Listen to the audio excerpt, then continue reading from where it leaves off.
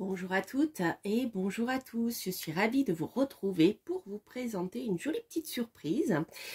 C'est un oracle qui m'a, je dirais, surpris favorablement. Voilà, je vais vous expliquer pourquoi. Donc il s'agit de l'oracle du zodiaque par Barbara Moore, illustré par Paolo Barbieri. Alors si je ne me trompe pas, Paolo Barbieri a aussi illustré, il me semble que c'est l'oracle des Titans, qui est sorti il n'y a pas longtemps, chez le même groupe d'édition, donc les éditions Très Daniel. Donc là il s'agit de la collection Intuitive Édition, enfin du label Intuitive Édition. Je reconnais ces illustrations qui ont une énergie masculine très forte, je trouve. Voilà. Et Barbara Moore, bien sûr, vous la connaissez, puisque elle a sorti aussi le tarot des sorcières, ou c'est un tarot en lien avec les sorcières qui est sorti il y a quelques mois de cela, pareil, aux éditions Très Daniel.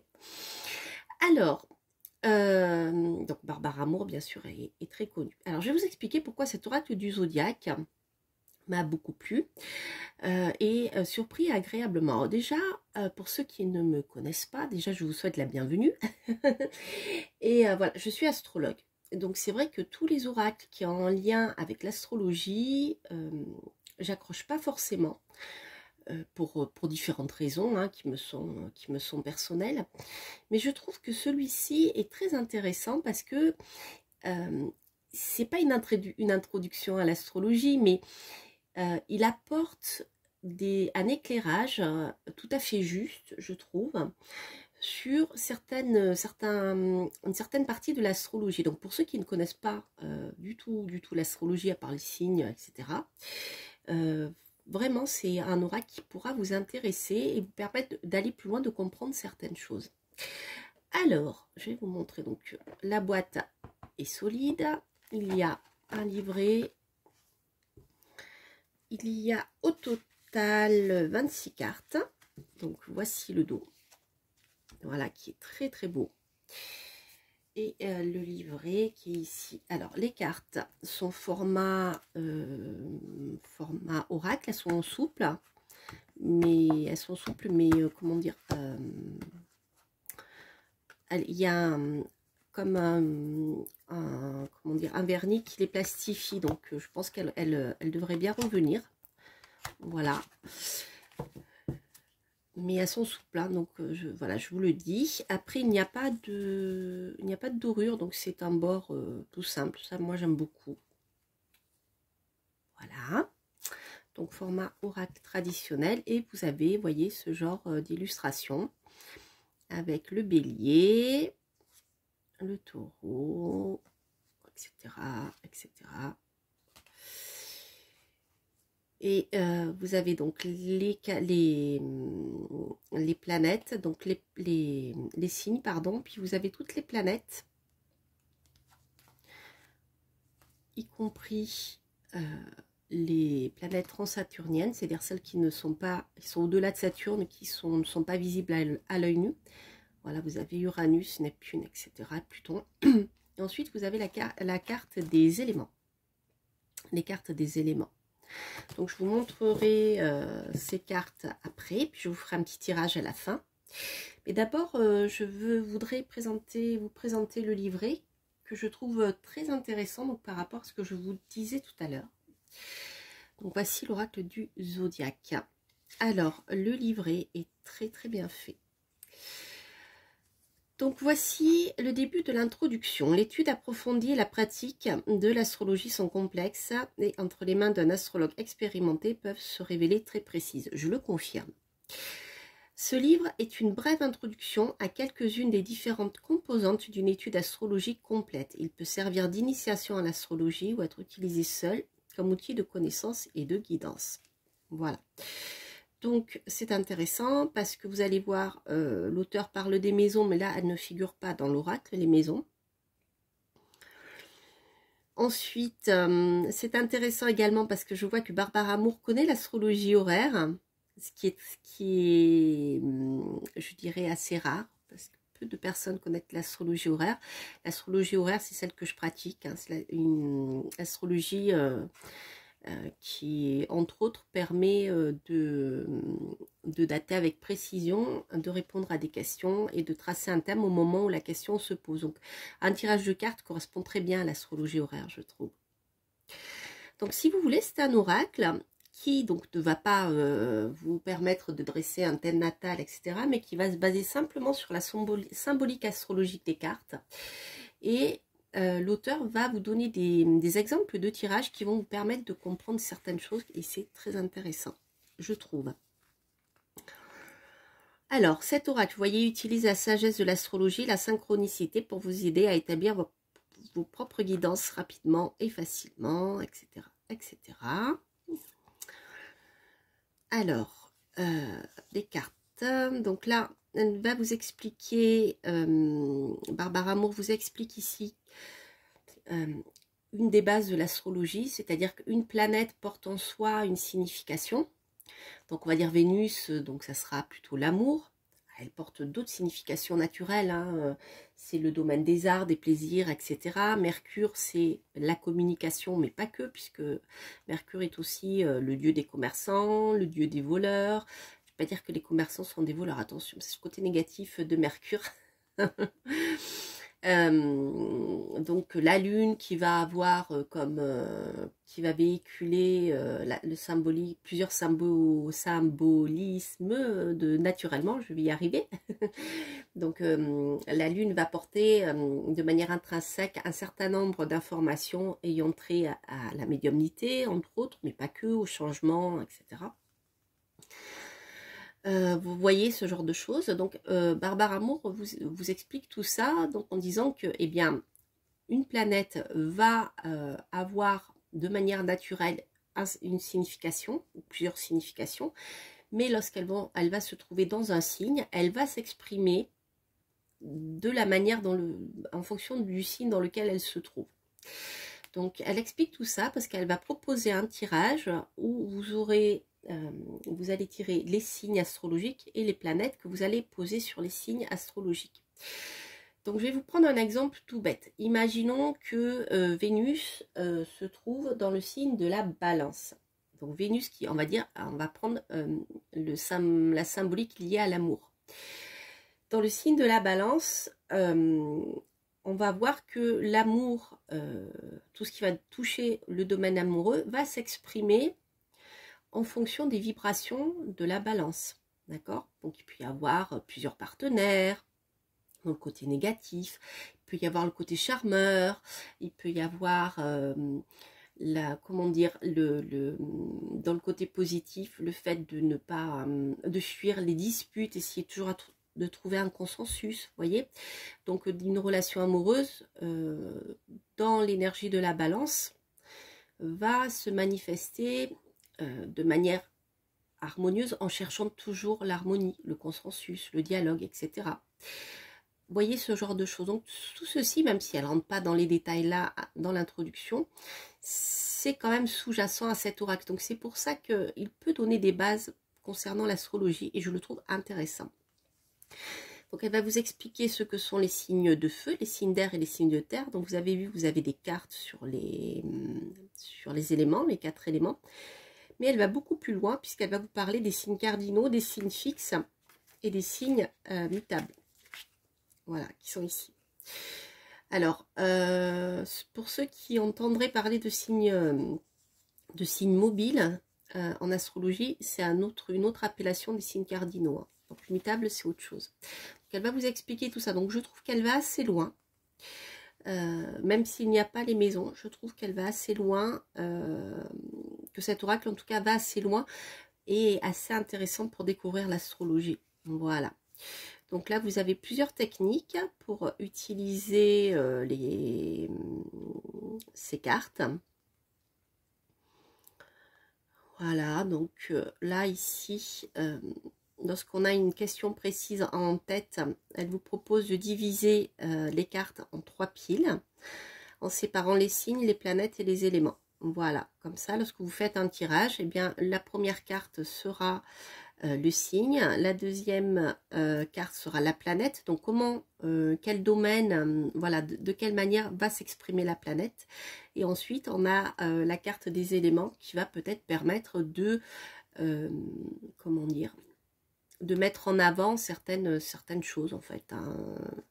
Si par exemple, vous avez le signe d'air alors que vous avez tiré... le signe de la balance qui est un signe d'air. Si vous avez l'élément air qui sort, on va voir que, et si vous avez Vénus, hein, je vais reprendre par exemple mon autre exemple, la balance Vénus et un signe d'air, on va voir que, eh bien, sur le plan amoureux, la personne en question va chercher un consensus tout le temps ou va chercher une relation harmonieuse et ça va passer par le mental, par le dialogue, vous voyez, par la discussion, par exemple. Ça peut être ça. Donc vous avez ce genre de choses. Après vous avez une autre technique un peu plus complexe. Alors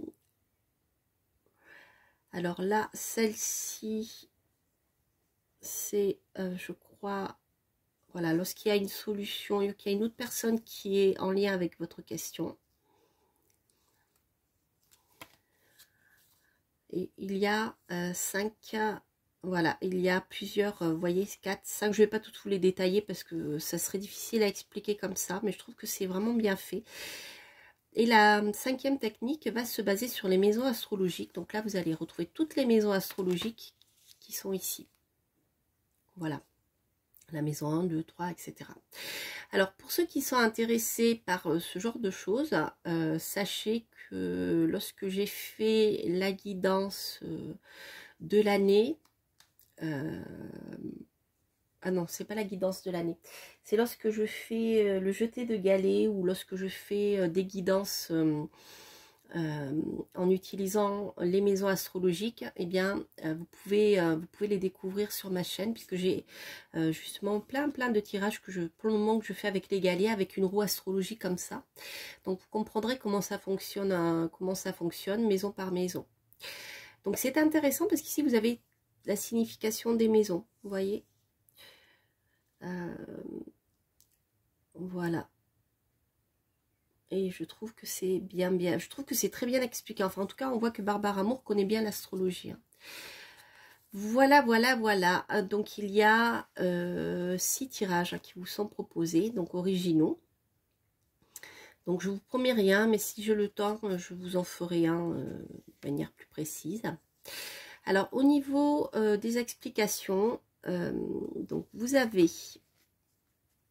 des phrases clés donc qui sont plus, je dirais, développement personnel. Donc, la phrase clé ici, c'est « je suis ». Donc, la période du bélier. Et il s'agit donc d'un signe de feu cardinal. Voilà. Alors après, à chaque fois, vous avez un petit texte, donc comme celui-ci. Donc l'énergie dynamique du feu s'allie à la qualité cardinale de possibilité et préconise de passer à l'action. Prenez les choses en main, prenez des risques, prenez le contrôle. La phrase clé « je suis » signifie que la motivation est centrée sur le moi. Là, on est plus, je dirais, dans le développement personnel. L'énergie du bélier peut être très égocentrique. Si prêter attention à son propre intérêt est certainement une bonne chose, il est facile de se laisser entraîner dans cette voie. Voilà. Donc, vous ne ferez pas l'astrologie avec cet oracle. Hein. Je tiens quand même à le préciser. Mais, en tout cas, avec l'introduction, vous allez comprendre certaines choses et comment, surtout avec ces tirages-là, comment fonctionne l'astrologie. Je trouve que les tirages, finalement, voilà, sont très parlants pour ceci. Donc vraiment, je vous invite à découvrir mes tirages avec la roue astrologique que je fais actuellement avec les galets. Vous verrez, c'est dans la playlist, c'est guidance intemporelle. Comme ça vous fera des explications supplémentaires par rapport, si vous êtes intéressé par cet oracle et par l'astrologie. Voilà. Alors, après, donc bien sûr, vous avez les éléments à la fin, j'ai oublié de vous dire.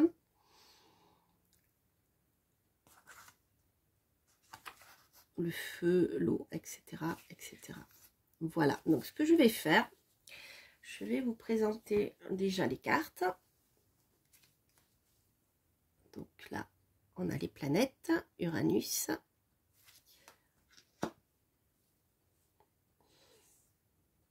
Neptune, que je vous avais montré tout à l'heure, elles se sont mélangées. Donc vous avez le bélier, je vais les séparer. le taureau, les gémeaux. Elles ont beaucoup de force, ces cartes, hein. Il y a quelque chose de très très très intéressant. Donc à chaque fois, vous avez une dominante plus ou moins forte. Je ne sais pas si vous avez vu, mais les couleurs sont quand même autour des bleus et des rouges, hein, orangés, donc c'est les couleurs complémentaires. Mais vous voyez, le cancer, vous avez une dominante de bleu, alors que le lion, vous avez une dominante de rouge. Ça permet de sentir un peu, je dirais, l'énergie de l'élément. Je trouve ça intéressant. Donc ça, c'est pour la terre, la vierge. Balance. Scorpion. Le Sagittaire. Capricorne. Verseau. Poisson. Soleil.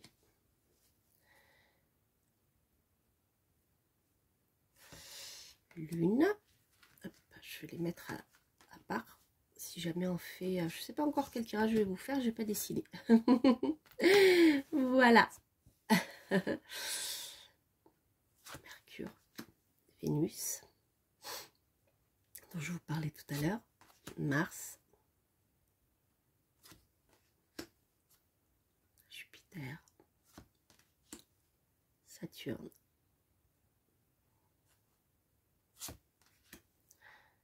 Pluton. Et voilà. Ensuite, vous avez les cartes des éléments. Feu. L'eau. L'air. Et la terre. Voilà les amis. Alors ce que je vais faire, je vais vous proposer un petit tirage. Je vais essayer de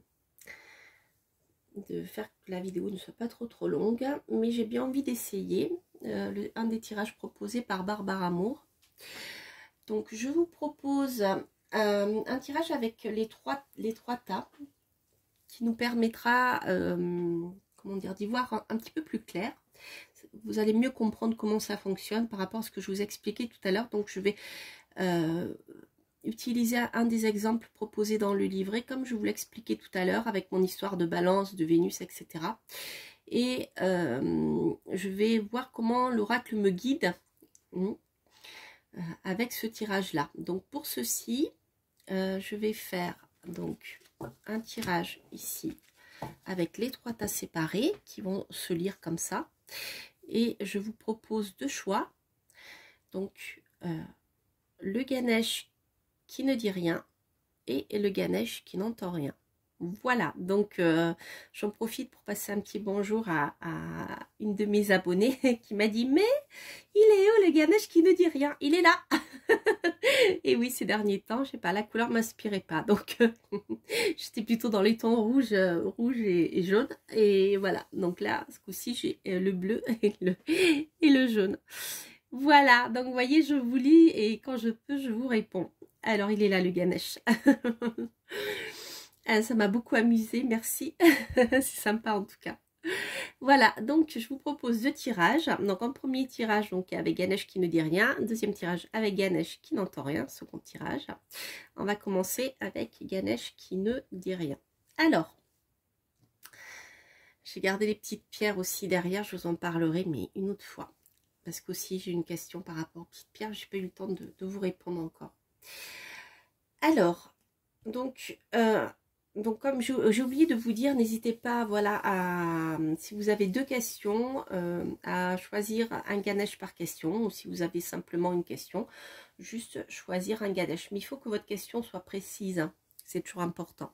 Voilà, parce que vous vous interrogez, vous voulez une réponse, il faut que votre question soit précise. Il ne faut pas que ça soit quelque chose, je ne sais pas, un bilan sur l'année, vous voyez, ce genre de choses. Alors, donc je vous laisse réfléchir à votre question. Vous pouvez faire pause et on va commencer ici avec Ganesh qui ne dit rien. Donc, hop. Voilà, je prendrai prendrai la première carte sur le tas. Et on va voir ce que ça m'inspire. Bon, parce que ça ne m'inspire pas du tout. On verra. Bélier. Bon, bah les amis. Mars, Mars en bélier. Et la Terre. Alors, bon, c'est intéressant. Alors déjà, nous avons donc le signe du bélier. Vous avez compris tout à l'heure, d'ailleurs, je vous l'ai lu. Hein, le signe du bélier est un signe de feu. D'accord? C'est un signe cardinal aussi, donc qui va parler d'action.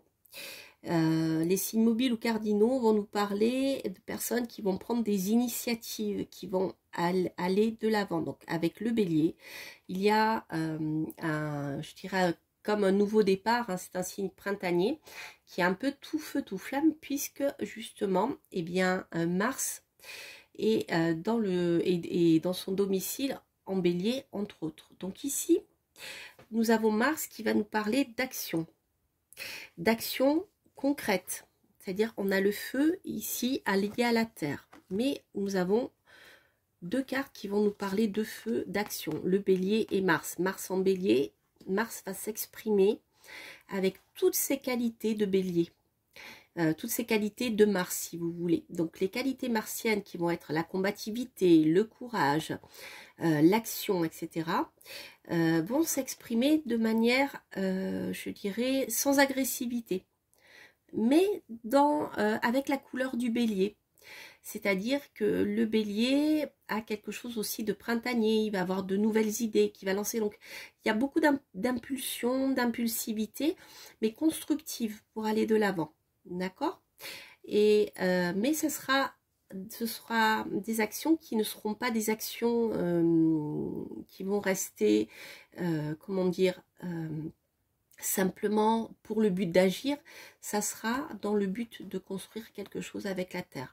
Donc c'est plutôt un tirage, je dirais, de construction qui peut être très intéressant et qui peut indiquer que, eh bien, par l'action, par votre volonté de réussir et votre action, vous pourrez concrétiser des choses.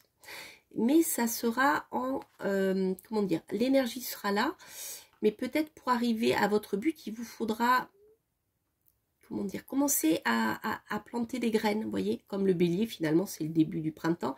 Commencez à planter les premières graines, mais surtout allez-y, foncez, parce que les choses peuvent se concrétiser. Donc l'action ici est très positive et pas du tout dans l'agressivité, mais simplement dans cette dynamique de feu et d'action. Donc c'est un tirage très positif et constructeur. Se dit non, constructif. Voilà. Voilà les amis, donc vous voyez c'est très parlant je trouve en tant qu'astrologue, donc c'est pour ça que j'aime bien cet oracle et voilà, moi il me parle en tout cas. Donc maintenant on va faire le second tirage avec ici Ganesh qui n'entend rien. Alors voyons voir.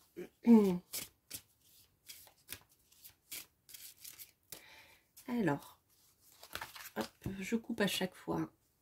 Je le fais pas devant vous parce que je trouve que ça fait bouger l'image, c'est pas joli. Voilà, je fais une coupe et je prends la carte du dessus. Alors, pour vous qui avez choisi Ganesh, qui n'entend rien.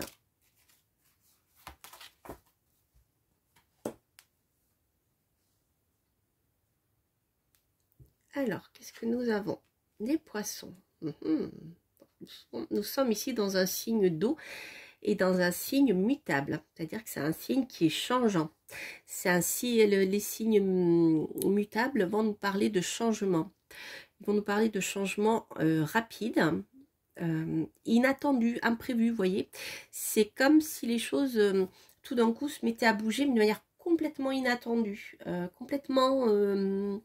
voilà, peut-être il y a beaucoup d'imprévus dans l'histoire. Le poisson étant aussi un signe d'eau, il y a ce côté, vous voyez, changeant. Le signe des poissons, justement, est souvent assez impalpable, hein, c'est assez changeant. Nous avons Neptune, intéressant, puisque là, nous restons dans...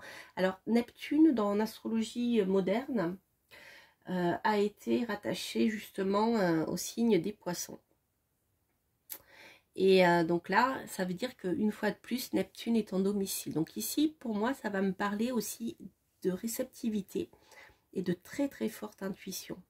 D'accord? Donc il y a ce côté comme si quelque part,